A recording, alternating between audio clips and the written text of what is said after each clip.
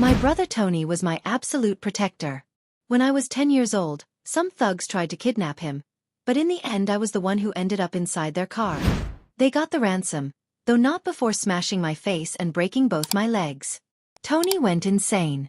He took control of the family business, our father's organization if you know what I mean, and turned it into something massive. I became his world, his treasure, someone untouchable. Once, someone mocked my scars. Tony shoved the man's head into a garbage bag full of rats and let them chew his face into a bloody mess. Another idiot spoke badly about my limp. Tony ran a damn steamroller over his legs until they were nothing but ground meat. Tony was the monster the entire region whispered about in fear, but with me he treated me as if I were made of pure gold. He spent a fortune sending me abroad for reconstructive surgeries, physical therapy, and an elite university education. Shortly before my graduation, I received a wedding invitation from Tony. I was thrilled. It said I was going to have a sister-in-law who would spoil me like never before. He even sent me a photo of the lucky woman. But the moment I set foot in his house, everything fell apart. His fiancée, an ice-cold woman named Mariana, burst in with a group of thugs. She thought I was one of Tony's foreign mistresses and decided to teach me a lesson. Tony arrived in the middle of the beating. Mariana pointed at me lying on the floor and screamed, "You're not good enough for me, Tony. Choose." Tony's eyes darkened. At that instant, the patio door exploded open and a group of burly men stormed in, ready to start a war. I was left breathless, but I recognized the woman leading them. Mariana, my future sister-in-law, the same one from the photos Tony had sent me. Before I could even say hello, she swung a baseball bat and smashed it into my face. Pain exploded in my nose and something hot ran into my mouth. Blood. The blow left me dizzy.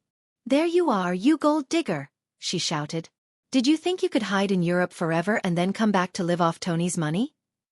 She raised the bat again, aiming for my head.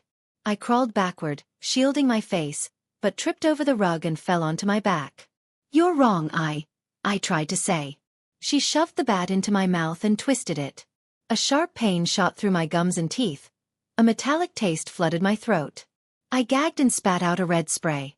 "Don't give me your stories," she continued. "I know you tricked Tony into buying this mansion for you. You think I'm stupid. I'm the one marrying him, and now you come back trying to take him from me." She kicked my ribs and threw me to the ground. My head slammed against the edge of the coffee table, splitting my skin open. Furious and terrified, swallowing blood, I screamed, "You've got it completely wrong. I'm Tony's sister." "Sister?" she scoffed. "Like a good, obedient little nun?" One of her thugs whispered. "I heard the boss had a sister overseas, but no one's ever seen her. Something about an accident." Mariana looked at me with contempt. "Please. She looks nothing like Tony." At that moment Frankie, Tony's right-hand man, walked in. He had been with Tony forever. I was sure he would recognize me. "Frankie, help me." "It's me, Amy." She frowned. "Who the hell is this? How does she know my name?" Frankie hesitated, but before she could say anything else, Mariana smashed the bat into my mouth again. I clutched my bleeding mouth, unable to speak. "She's just some nobody," Mariana said, trying to take advantage of the situation.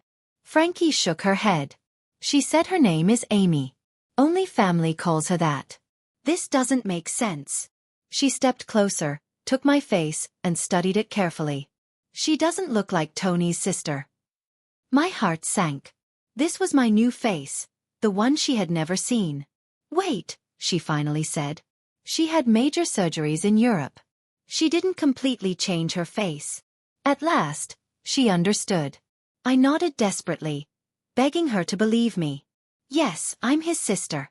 I'm Amy." Mariana waved it off. "Surgeries. Anyone can get one to live an easy life. Don't be naive." Frankie raised a hand to stop her. "Faces can be fake. IDs can be fake too. We're going to find out who she really is." Two thugs grabbed me to search me. I struggled, and Mariana slapped me hard. "Stay still." They tied my hands. Ever since the accident, Tony had never allowed anyone to touch me. If he saw this, he would cut their hands off. Frankie was still unsure. What if she really is his sister? Mariana smiled with fake calm and offered her a cigarette. Relax. We're getting married. He'll forgive me for being protective. Frankie nodded and took the cigarette. They searched my wallet. Mariana opened it and laughed. See? I knew it. Frankie looked at the ID. Jennifer Smith. Then she checked my university card. Jennifer Smith. Not Amy. My heart froze. After the accident, Tony had changed my name and all my records. Even my address. No one knew. I wasn't supposed to be Smith. I was supposed to be Amy Costello, his little sister. Frankie's eyes hardened.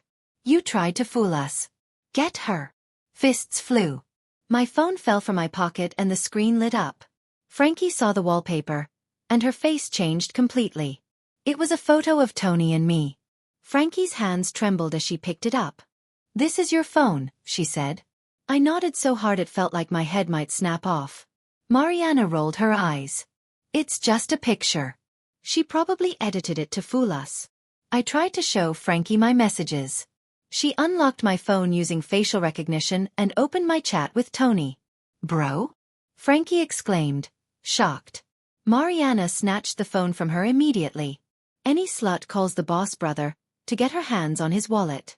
Don't believe her. She kept scrolling, her face turning red with rage. He bought you a mansion, calls you baby, says he never wants to be away from you. She looked at me with disgust. Like I said, a good little whore.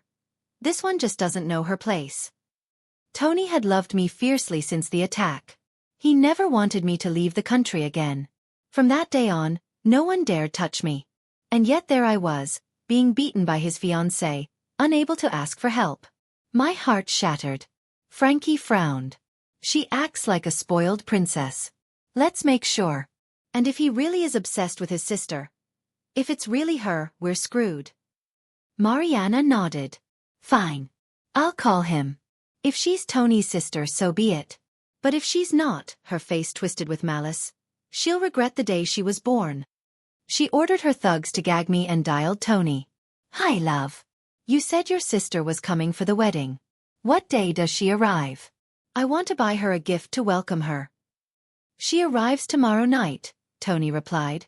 A chill ran down my spine. I had changed my flight to surprise him. I was already there. Mariana shot me a murderous glare. If she hung up, I was done for. I bit down on the gag with all my strength. The thug yelped and let go. Tony, help me. I screamed at the top of my lungs. Mariana's face went pale. She kicked me and pressed her heel against my mouth. It's just the TV, my love. Amy arrives tomorrow night. The call ended, and my hope vanished. Her heel pressed down harder. You filthy bitch, trying to ruin everything. I almost believed you. Her jealous eyes locked onto mine. He's already chosen to marry me. And yet he still bought you a house. I'll make you suffer.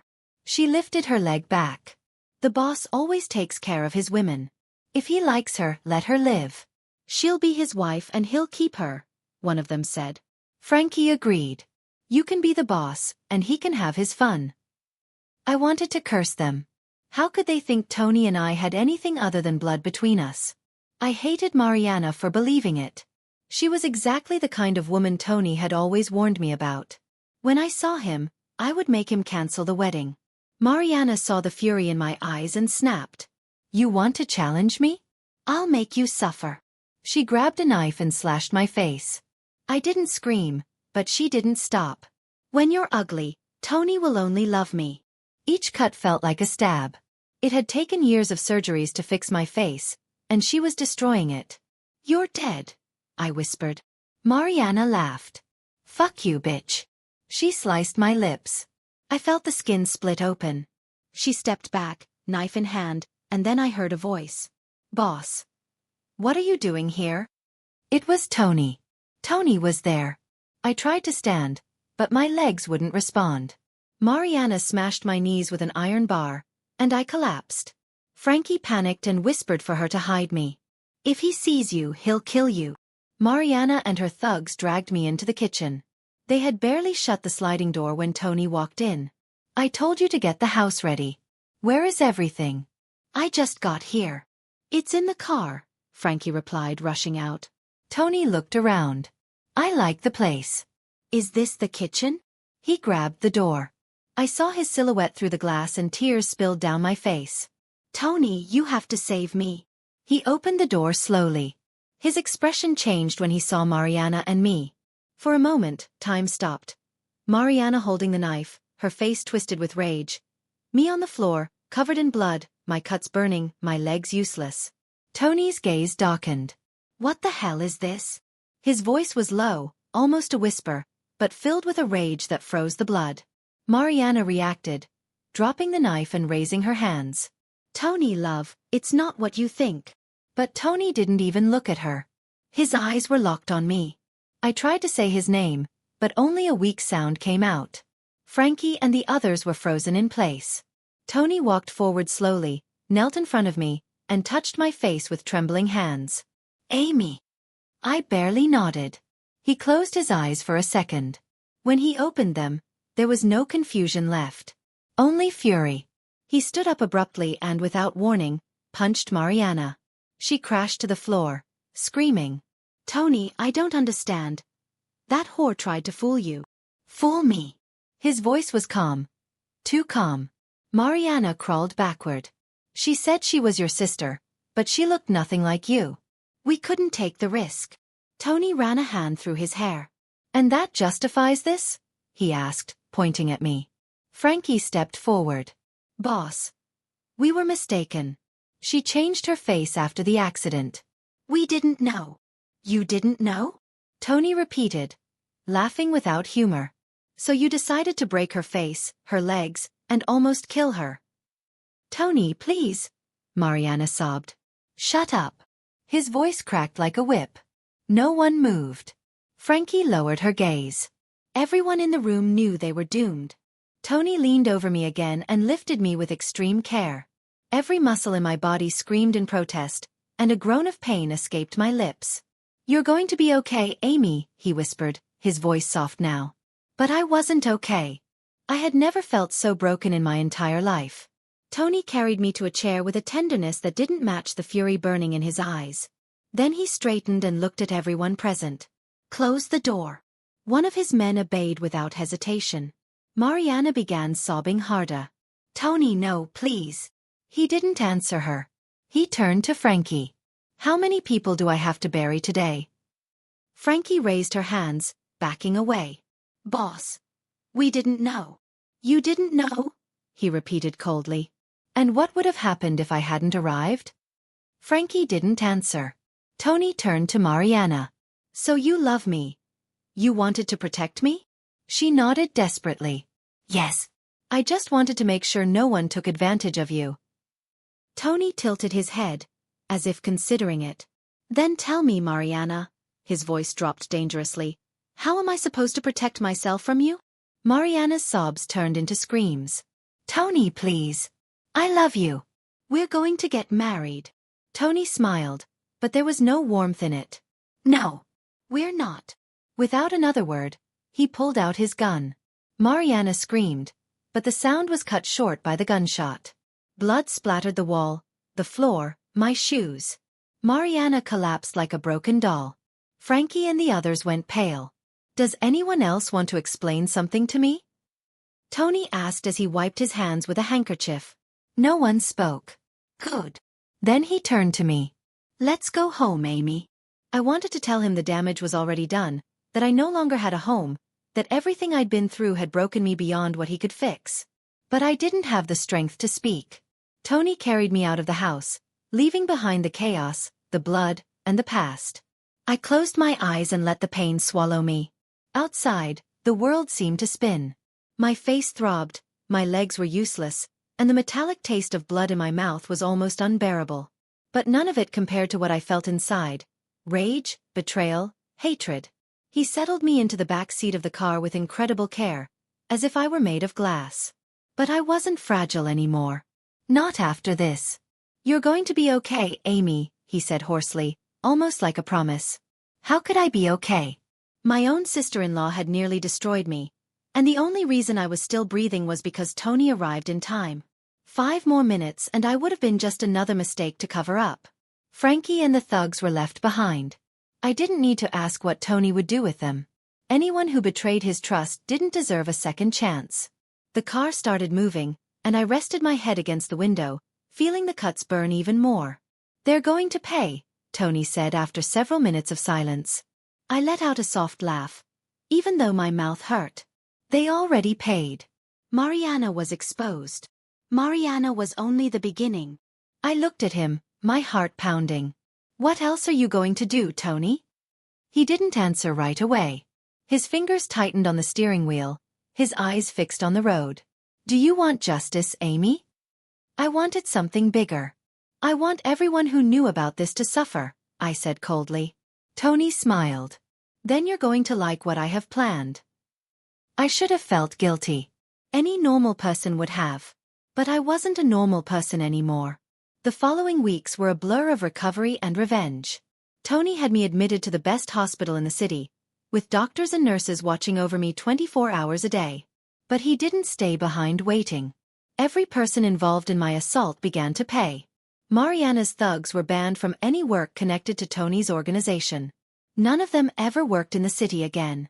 Anyone who tried to help them received a clear message: those who cover up betrayal pay the price. Frankie tried to run, but Tony caught her first. "I never touched her," she screamed when they brought her in front of me. I was still in a wheelchair, but my expression was pure contempt. "But you saw everything," I said quietly. "And you doubted me." Tony stood still, waiting for my decision. "What do we do with her?" I looked at Frankie. The fear in her eyes said everything. "I'm not a monster," I replied. "But you knew what they were doing to me, and you stayed silent." She opened her mouth to beg, but Tony shook his head. "You're done. No one will ever trust you again. You won't work in this city. You can't take everything from me," she pleaded. Tony leaned forward. "You took everything from my sister. Seems fair to me." Frankie left, but not before hearing my final words. I hope it was worth it. As the days passed, the truth about Mariana spread on its own. Her reputation was destroyed. The wedding was cancelled, and everyone knew why. She tried to claim it had all been a misunderstanding, but no one wanted to be associated with someone who attacked the wrong person. When I was finally well enough to leave the hospital, Tony handed me an envelope. "This is yours." Inside were the papers to the mansion. My name was listed as the owner. "You spent years away, Amy. You lost a lot. This house and this money aren't a gift. They were always yours." I sighed, holding the documents. Tony would never allow anyone to take anything from me again. When I returned to the house, there were no more ghosts. Mariana was gone, the traitors had fallen, and I was stronger than ever. No one knows how much of what Tony did is true. I only know that no one involved that night was ever seen again. No trace of Mariana, Frankie, or the thugs who hurt me. It was as if they vanished off the face of the earth. I asked Tony many times what happened. He never gave me a clear answer. He would just look at me with that cold expression and say, "You don't need to know. You just need to know you're safe now." I was supposed to feel relief. But something unsettled me. It was as if part of my story had been erased without my consent. And Tony became even more protective. After that night, at first I understood. He had almost lost me, so it made sense that he was on high alert. But what seemed like simple concern slowly turned into something suffocating. I couldn't go out without him knowing.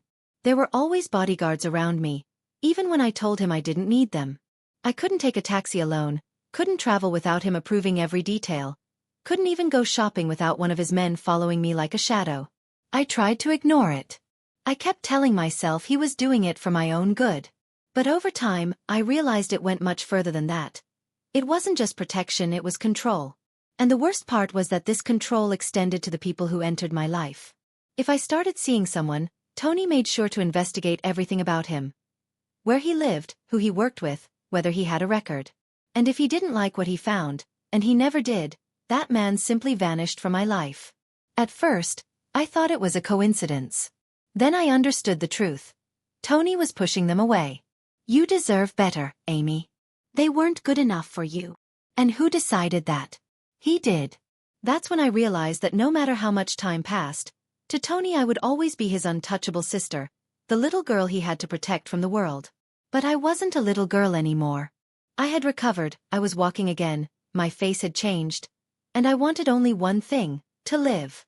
Tony couldn't accept that. And I understood there was no room for me in the life he wanted to build for me. If I wanted my freedom, I would have to take it on my own. And that's exactly what I did. It took me months to plan it.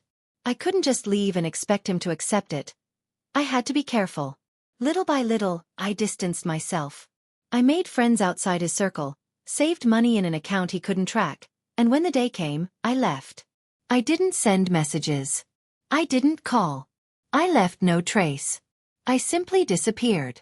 I took a flight to a place where Tony couldn't influence my life. For the first few days, he tried to find me, calling non-stop, sending messages, even showing up at my old house. But I was already gone. He sent his men to look for me, but this time I was prepared. I hid in places he couldn't reach, and for the first time in his life, Tony had to accept that I was gone. I didn't hate him. I knew that deep down, he believed he was protecting me.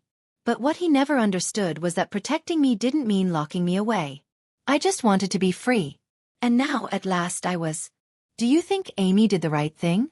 Leave it in the comments and follow me for more intense stories like this.